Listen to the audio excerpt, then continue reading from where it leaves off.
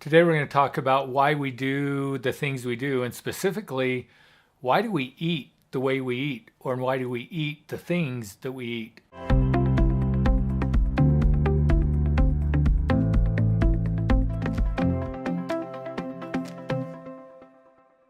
So just as a foundation here, we need to remember that everything we do in life we do for a reason, or we wouldn't do it.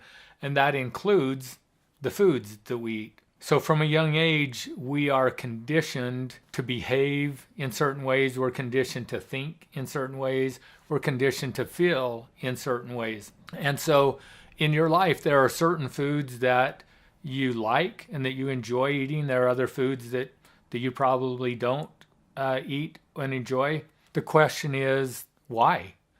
And most often, or very often, we don't really think about why we do what we do. We're on autopilot 90% of the time, which means it's the subconscious part of our brain that's driving our behavior. So everything we do just because we've been conditioned to do it. And we tend to do those things that give us the outcomes that we want. So starting from a very young age as a baby, if we are experiencing some pain in our stomach and then we're given milk to drink and that pain goes away, well, we begin to learn early on that the solution to pain in my stomach is to drink milk. Well, there's many other ways that we get conditioned with food. So sometimes families or certain families use food as a way to socialize and to bring everybody together. And so I make a connection in my brain that food means companionship, or family time means food. And so whenever we're together as a family, I eat. Or I may get conditioned over time that maybe I'm sitting home and I'm bored or I'm lonely, and so I start snacking on chips, or I go make something in the kitchen. It could even be something that's healthy for me. But as I get busy cooking food and then eating the food, that feeling of boredom or loneliness goes away. And so without really even thinking about it, we condition ourselves that this changes the state that I'm in, that maybe I don't like or that I'm uncomfortable with, and puts me in a state that I would rather feel. So I move from a state of unhappiness more to a state of happiness. And so if you want to change your eating habits and the food that you eat, the first thing to do is to find out, why are you eating the food that you eat, and why is your eating patterns or habits the way that they are? Because until we really understand that, we may think that we want to change, but unless the desire is really strong enough, what we're really going to do is just create more frustration for us, because we're probably not going to change. So remember, everything we do for a reason.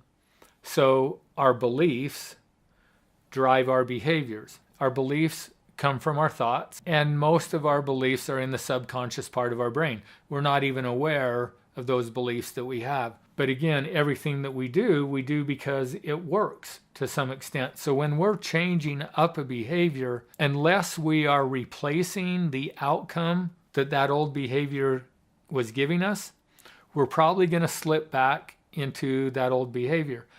And think about it with eating. How many people do you know that try their entire life to change their eating habits and eating patterns? And maybe they're successful for a short period of time, but then they tend to slip back into their old patterns. And other people are able to make a change and have that change stick. It really comes down to the why more than the how. So I have to look at, well, why is it that I want to change my eating habits? It may be that it's because I want to lose weight. Okay, is that really a desire, and how strong is that desire? And is that desire for me? Or is it because I'm worried about what other people think and I want to look good for other people? That's an external motivator rather than an internal motivator. And it may motivate me for a period of time, But chances are, as soon as I lose that weight, I'm going to now go back to my old behaviors because I haven't changed that underlying belief that has influenced me to eat the way that I was eating before. Make sense? So it's really important that we understand why we're doing what we're doing. Once we understand that, then we can actually make a more conscious decision of, do I really want to change my eating habit or not? Here's an example. I had a boss one time that I went out to lunch with, and as we were eating and he was ordering his food, he was asking the waiter that he wanted food without, and I can't remember now, but it was he wanted to avoid all of the fatty things that, you know, he would just normally order his meal and eat it. And when he was done, I asked him, I said, so what's up with that? And he said, well, I went to the doctor. He told me that my cholesterol is high, and because of my family history, if I don't change my diet, it's probably going to shorten my life and I'll probably end up dying of a heart attack. I was like, okay, well, that makes sense.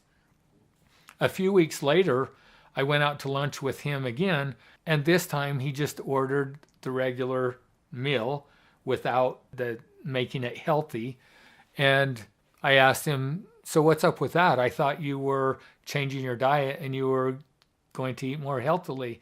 And he said, you know, I thought it through and I realized that by eating in a healthy way, it may give me a few more years of life. And he said, and I just decided, to me it wasn't worth it. He said, I would rather eat the way that I eat and enjoy my life and enjoy the food that I like to eat than to get a few more years of life. And so I would encourage you, if you want to make a change in what you eat and how you eat, get clear on why you want to do it. Make sure that the reason behind it is in your self-interest. And by that I mean it's something that you really want to change, that's going to give you the long-term benefit that you want in your life, maybe not a short-term payoff that then you're going to switch back to your old behaviors, you know, as soon as either it gets too difficult or too challenging, or as soon as you accomplish that goal, then I'm going to just go back to who I was and to who I am. So that's the thing about eating and everything else in our life. It's better to be true to who we are. If we are making decisions and choices that are not in our self-interest, be aware of that. So know that I'm making a choice that maybe is not the most healthy thing for me, but I'm choosing to do it because of these reasons, and I know the consequence that will come from that. Or if I don't want that and I want to make choices that are in my self-interest, then get real clear on that. Because on an individual basis and with our self-esteem and our self-worth, we're going to do more harm to ourselves by making these commitments to ourselves that we really have no intention of keeping. So we make a commitment and then we violate that commitment, which affects the way we see and feel about ourselves and the value that we have on ourselves, which is actually going to influence us to make more and more unhealthy decisions. Don't make the commitment. Just be accountable for where you're at in your life and say, I'll deal with the consequences of my choices. As you do that, it may help you move into a place where, as you value yourself more, you may want to begin to make some changes in your life that when you didn't value yourself as much, you weren't willing to make. So be honest with yourself, get to know yourself, and make sure you know why you're wanting to make the changes in your eating habits that you want to make. Thanks for watching today. If you liked what you heard, go ahead and subscribe to our channel, ring the bell, or if you're on LinkedIn, go ahead and follow me or leave a comment below. If you'd like more hands-on help, visit our website, Principle Based Living. You'll see it listed below.